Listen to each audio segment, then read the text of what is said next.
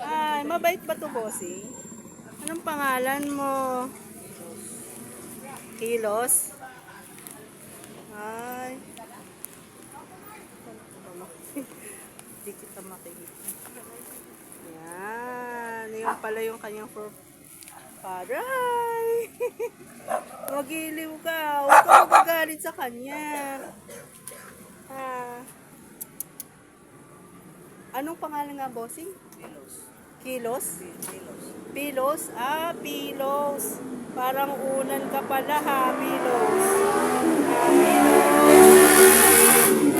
Unan ka ba? Taba mo ha? Ang taba niya. Anong pagkain nito, bossing?